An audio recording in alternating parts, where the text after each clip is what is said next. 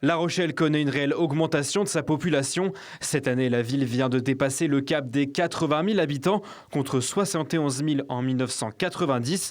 Une augmentation qui se fait remarquer. Pour ce couple de 35 ans qui vit depuis leur naissance à La Rochelle, la ville a changé. Ouais, c'est différent. Il y a beaucoup plus de monde, surtout sur les routes. Moi, avant, je connaissais pas les bouchons. Quand j'ai commencé à travailler, aujourd'hui, je connais les bouchons. Bon, c'est pas non plus comme les grandes villes, hein, Bordeaux, Paris, mais on commence à connaître ça quand même. Mais ça, c'est un peu normal quand même, hein, c'est l'évolution. Hein, il y a de plus en plus de monde, de toute façon.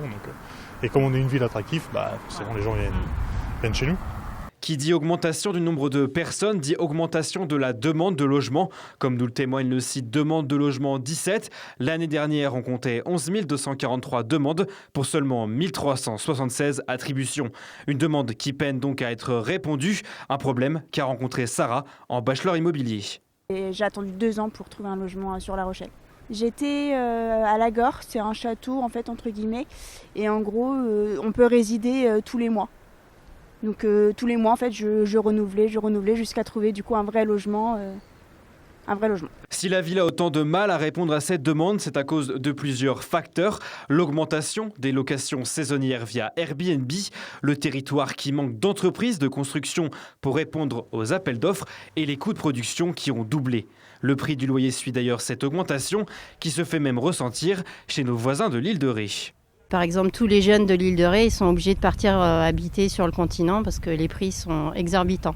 Ce problème de logement touche aussi les associations qui viennent en aide aux personnes précaires comme Habitat et Humanisme. On a, nous, Habitat et Humanisme, mais aussi les organismes HLM, aujourd'hui, depuis 1 an, et ça n'a pas l'air de s'améliorer très vite, on a un problème carrément de construction. Donc déjà, on construisait pas assez de logements sociaux en France, et aujourd'hui, pratiquement, on construit plus de logements sociaux en France. Donc la crise de ce côté-là, effectivement, non seulement perdure, mais va s'aggraver. Certainement que la demande va augmenter de façon importante.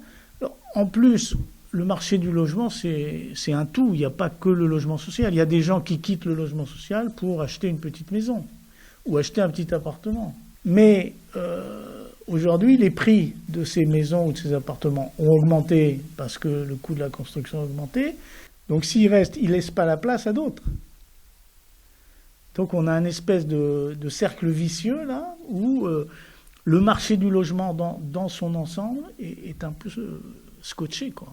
Pour cette association qui héberge une centaine de familles, cette situation freine et ralentit beaucoup leurs projets. Et nous, ici à La Rochelle, je disais, bon, on va doubler notre nombre de logements, mais on pensait le faire en 2025. Et en réalité, on va le faire peut-être en 2026 ou 2027. C'est-à-dire que les choses prennent plus de temps. Vendredi dernier, 7 personnes ont été expulsées de 2 squats destinés à la destruction. Une expulsion qui prend lieu en pleine trêve hivernale, mais rendue possible grâce à la loi Kasbarian, qui permet une intervention plus rapide sur validation de la préfecture d'une expulsion. Pour Patrick, cette situation est un drame. Il est clair que, voilà, surtout en cette période, c'est pas normal qu'on les reloge pas. Tout le monde devrait, dans des sociétés riches comme les nôtres, tout le monde devrait avoir un toit. Un avis que partagent les personnes que nous avons interrogées. C'est pas cool parce que après, surtout dans les périodes où on est, les périodes hivernales, c'est compliqué. Après, si eux, ils peuvent trouver un logement, entre guillemets, en attendant de retrouver quelque chose pour eux, ça serait pas mal. Non. On n'a pas toutes les infos, mais effectivement, Mais ça paraît un peu brutal. Brutal et oui, abusé de déloger en plein hiver.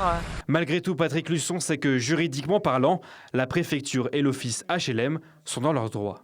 C'est un squat, ils sont propriétaires, ils veulent démolir ça pour faire des opérations immobilières dont on a parlé. Et on sait qu'aujourd'hui c'est difficile, donc s'ils ont des terrains pour faire une opération, on comprend qu'ils aient envie de ne pas perdre de temps et de ne pas gaspiller ces terrains. Pour bénéficier d'un logement sur La Rochelle, il faut attendre au minimum 20 mois. Afin de répondre à la demande et de continuer à accueillir les ménages, il faudrait produire au minimum 1550 logements par an dans l'agglomération.